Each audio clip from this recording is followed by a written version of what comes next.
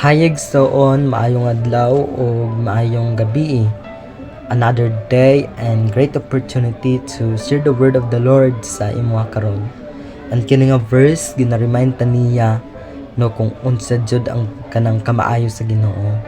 Ang verse nga akong i-share sa imo karon no ginahatagan ta niya og kanang kadasig and gahatag siya sa ato og kanang encouragement mga sa matag pagsulay nga moabot sa atua. We must remain faithful to Him. We must remain no nga mag-alagad sa iyaha. It because mao ni ang ginaingon niya. We believe in Him wholeheartedly. Tuo nato siya sa tibok nato nga kinabuhi. Ana siya sa Mark chapter 9 verse 24. Ug diha-diha ang amahan sa bata miingon nga naghilak. Dun ako'y pagtuo apan dili pa kiniigo, tabangi in taon ako. You know what? The whole passages nini nagahisgot kung paano ginaayo or gina-healed ni Jesus ang usa ka bata nga gina-possess or gina-demon possess.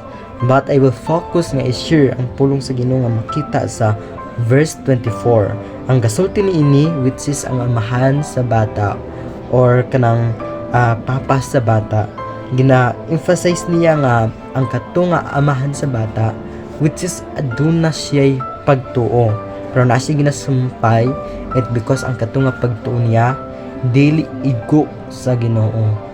And kung atong basahon ang following verses ni ana, na-healed jud totally ang katong bata niya no. And kini nga verse sa Mark chapter 9 verse 24 ginatudluan ta niya about sa atong faith. Dili pwede nga ang atong faith sa Ginoo is kanang half or natay pagtuo sa iya pero igo ra sa pagsulti ba, dili igo sa buhat. That's why kini nga verses kinahanglan jud nato i-settle ang atong pagtuo sa Ginoo. We must believe in Him dapat wholeheartedly and makahatag siya sa atoa ug kanang enough no, enough jud ang atong ihatag sa Ginoo.